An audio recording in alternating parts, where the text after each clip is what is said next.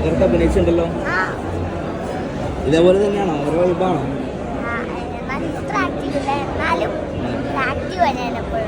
ആസിഫായിട്ട് ഭയങ്കര കൂട്ടായിരുന്നോ? ഇനിയും ചെയ്യണോ ആസിഫൊക്കെ വെച്ചിരുന്നോ? അടിപൊളി, നല്ല പടമായിരുന്നു. എല്ലാവരും പോയി തിയേറ്ററിൽ തന്നെ കാണണം. കരയാൻ പറ്റിയോ? ഞാൻ നല്ലപോലെ കരഞ്ഞു. നല്ലപോലെ ഫീൽ ചെയ്യാൻ പറ്റുന്ന ഒരു അടിപൊളി ഒരു മൂവിയാണ്. ഫാമിലി മൂവി, മസ്റ്റായിട്ട് എല്ലാ പേരൻസും കണ്ടിരിക്കേണ്ട ഒരു മൂവി. അതായത് ഇപ്പോൾ നമുക്ക് കുട്ടികളുടെ കൂടെ സമയം സ്പെൻഡ് ചെയ്യാനുള്ള അങ്ങനെയുള്ള പേരൻറ്റിങ്ങിൻ്റെ കുറേയധികം പ്രശ്നങ്ങൾ സംസാരിക്കുന്ന നല്ലൊരു മൂവിയാണ്. എല്ലാവർക്കും റിലേറ്റ് ചെയ്യാൻ എല്ലാവരും തിയേറ്ററിൽ തന്നെ പോയി കാണേണ്ട ഒരു പടമാണെന്ന് ഞാൻ പറയും.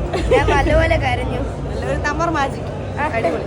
ആസിഫ ഒരേ പൊളി, ഒരു രക്ഷയില്ല. ഇമോഷൻസ് വാരി വെതറിയിട്ടുണ്ട്. അടിപൊളി, നല്ലതായിരുന്നു. എല്ലാവരും ചെന്ന് തിയേറ്ററിൽ കാണണം.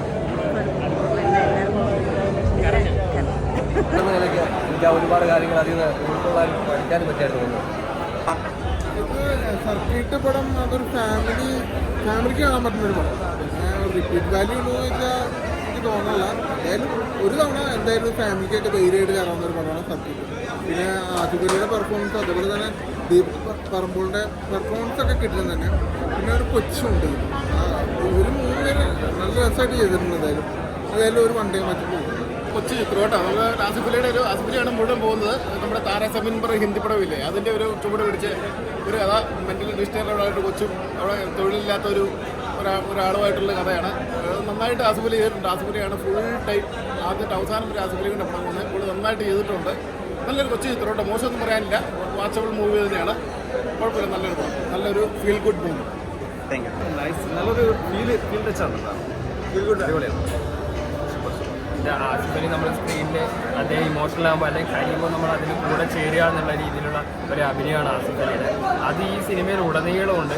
അതുപോലെ തന്നെ ഓർഹൻ എന്ന് പറയുന്ന ഈ ആദ്യമായിട്ട് സിനിമയിൽ വരുന്ന ഈ താരം, അതേ ആസിഫലിയുടെ കൂടെ തന്നെ ആ കുട്ടി, ഒന്നാമത് തന്നെ ആസിഫലിയുടെ ഇമോഷൻ തന്നെ നല്ല സ്ട്രോങ് ആയിട്ട് പോകുമ്പോൾ ആ കുട്ടിയുടെ ഇമോഷനും അവരെ തമ്മിലുള്ള റിലേഷൻ അതിഗംഭീരമായിട്ട് സിനിമയിൽ വന്നിട്ടുണ്ട്.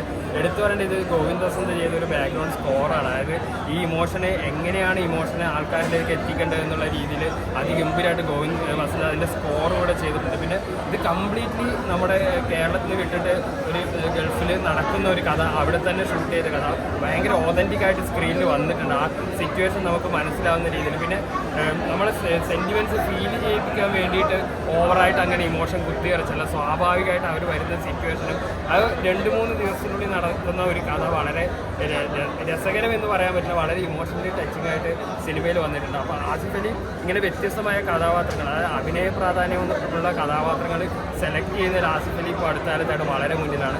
അക്കൂട്ടത്തിൽ ചേർത്ത് വെക്കേണ്ട ഒരു റോളാണ് സർക്കിട്ടിലെ ഈ റോളും ഗംഭീരമായിട്ട് വന്നിട്ടുണ്ട്. അപ്പോൾ ആസിഫലി ഇഷ്ടപ്പെടുന്നവർക്കും അദ്ദേഹത്തിൻ്റെ ഫാമിലി മൂവി ഇഷ്ടപ്പെടുന്നവർക്കും തീർച്ചയായും കണ്ടിരിക്കേണ്ട ഒരു മൂവിയാണ് സർക്കിട്ട് എന്ന മൂവി. വളരെ ഇഷ്ടപ്പെട്ടു.